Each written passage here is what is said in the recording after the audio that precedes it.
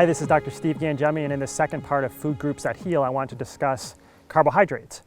So carbohydrates are pretty much the majority of people's diets. There's good carbs and there's bad carbs. So we have our good carbohydrates. These are ones that occur naturally in nature. We have our fruits, our vegetables, our grains, such as wheat and corn. We have our tubers, which are potatoes, sweet potatoes, things that grow underground primarily. And these carbohydrates tend to be higher in sugar levels than the typical vegetables that we associate with, like green leafy vegetables. Fruits, obviously, very high in antioxidants with vegetables. So vegetables are probably the foods that we should be eating the most amount of during the day, regardless of how hard we're training, followed by fruits, depending on your training levels. Again, the harder you're training, the more glycogen or stored sugar levels you're burning up, the higher your intensity. Then you need to replace these, and you can do that with fruit. You can do these with some whole grains.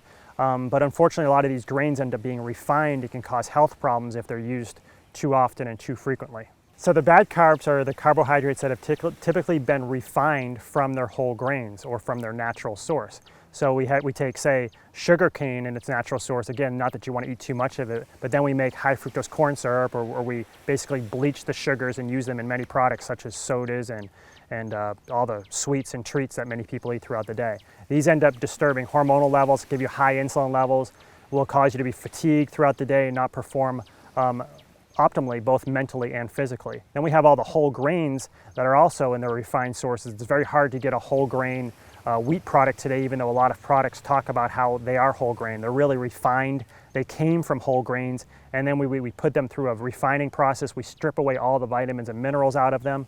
We strip away the fiber, we bleach them, we process them, and then we like to put synthetic vitamins back in there, which is a huge problem because those vitamins aren't the same in their synthetic form that they were in the natural source.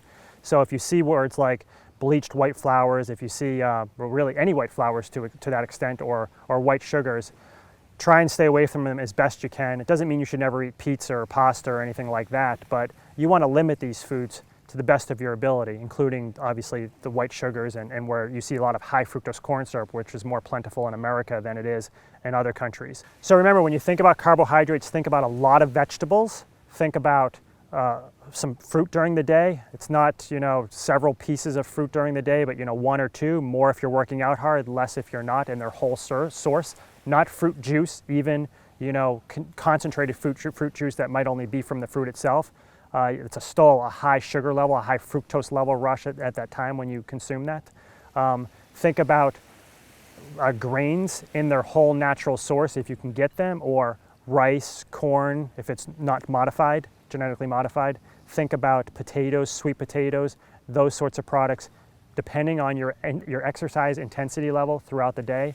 But ideally, less is more when it comes to most of the starchy carbohydrates.